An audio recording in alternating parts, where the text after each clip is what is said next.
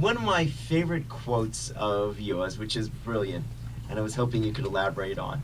We live in fear and awe of consumers. Yeah, so I guess this is a way of saying the obvious, and that is, don't take your eye off the ball of doing great tricks, delighting the crowd with your tricks, and make sure they're clapping and that they're happy with what you're doing. I mean, this can be applied, obviously, to any business. But in the businesses that I've been lucky enough to be a part of, they've oftentimes been about building a marketplace, a new marketplace, be it in travel or real estate, mortgages or cosmetic procedures or legal or what have you, okay? And when you build a marketplace, it's a tricky thing. You have to bring supply and demand up kind of in tandem, okay? And oftentimes in a marketplace, your demand side, the consumers are not actually paying.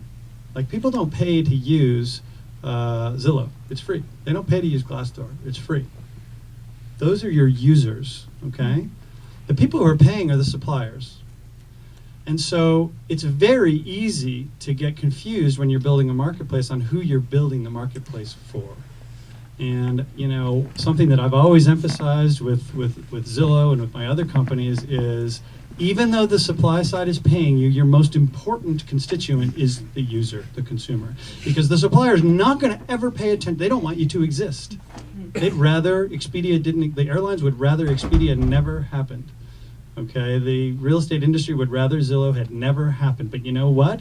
We got tens of millions of users to come in, and they had to come to the table and play. So that's just a way for me to, when I communicate, especially with the folks on my teams, they say, well, what should we do? Should we do this feature for consumers, or do we do this one for suppliers? And I say, well, let's make sure we take care of the consumer first.